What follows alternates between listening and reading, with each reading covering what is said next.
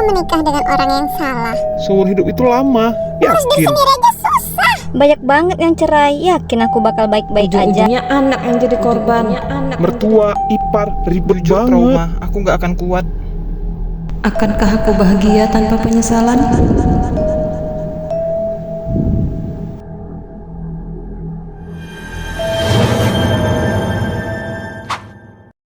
Halo, kembali lagi. Assalamualaikum sahabat motivasi hidup.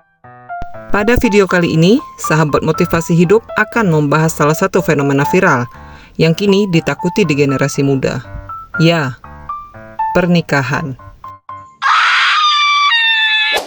Tapi sebelum itu, jangan lupa like, subscribe, dan komen channel ini agar terus bisa memberikan informasi yang berguna bagi kamu, sahabat motivasi hidup.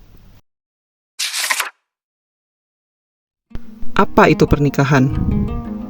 Pernikahan diartikan sebagai sebuah ikatan lahir dan batin antara seorang pria dan wanita untuk membentuk sebuah keluarga yang kekal dan berbahagia. Ya, kekal dan berbahagia. Tentu impian ini yang menjadikan pernikahan sebagai sebuah tujuan akhir di dalam suatu hubungan antara dua manusia. Islam sendiri menilai pernikahan adalah sebuah keindahan lahiriah yang menjadi fitrah manusia. Sebagaimana Allah Subhanahu wa Ta'ala menciptakan Hawa sebagai pendamping hidup Adam, lalu Allah turunkan kenikmatan itu kepada setiap keturunannya, menjadikan manusia hidup berpasang-pasangan agar mengingat kebesarannya.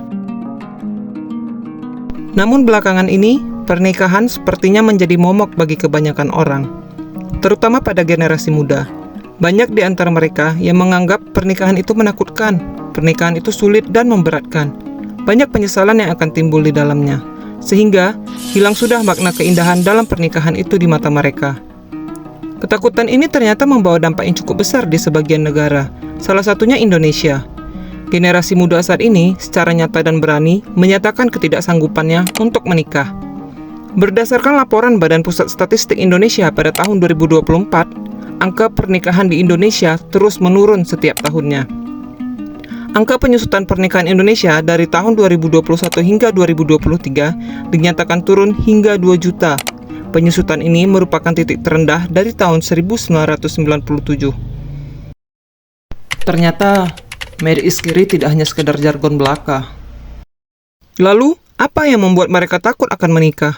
Sahabat motivasi hidup telah menelusuri jejak-jejak komentar yang ditinggalkan oleh pasangan-pasangan yang telah menikah. Mari kita lihat.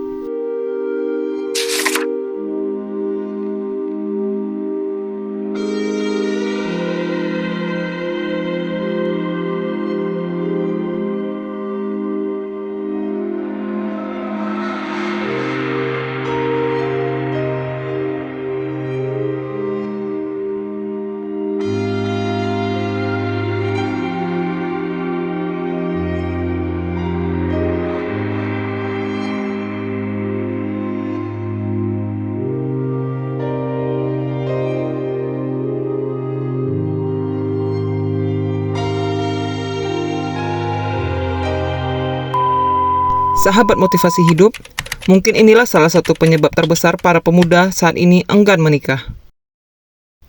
Penyesalan.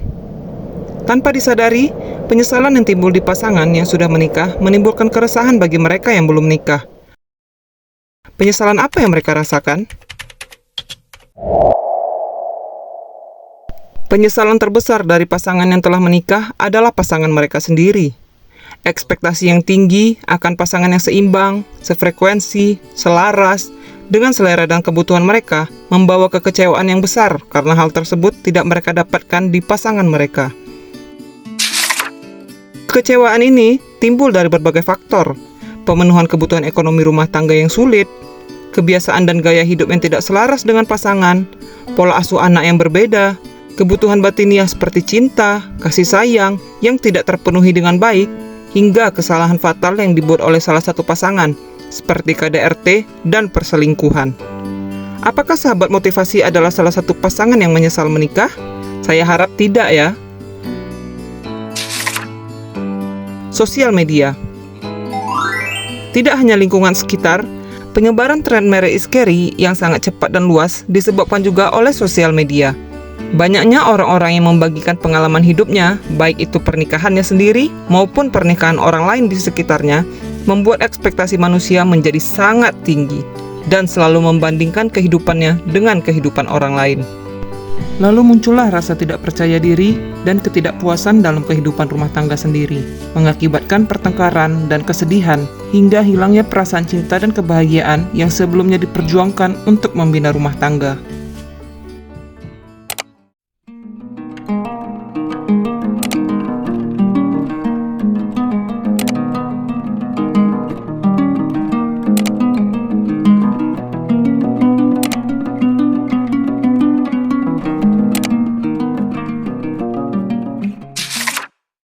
Bagaimana Islam mengatur pernikahan agar hal ini tidak terjadi?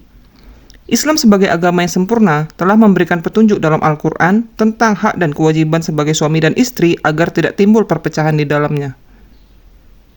Mahar. Dalam Al-Quran surat An-Nisa ayat 4 berbunyi, Berikanlah mas kawin mahar kepada wanita yang kamu nikahi sebagai pemberian dengan penuh kerelaan. Kemudian, jika mereka menyerahkan kepada kamu sebagian dari mas kawin itu dengan senang hati, maka makanlah, ambillah pemberian itu sebagai makanan yang sedap lagi baik akibatnya. nafkah, pakaian, dan tempat tinggal. Para ibu hendaklah menyusukan anak-anaknya selama 2 tahun penuh, yaitu bagi yang ingin menyempurnakan penyusuan dan kewajiban ayah memberi makan dan pakaian kepada para ibu dengan cara ma'ruf. Seseorang tidak dibebani, melainkan menurut kadar kesanggupannya. Menggauli istri dengan baik.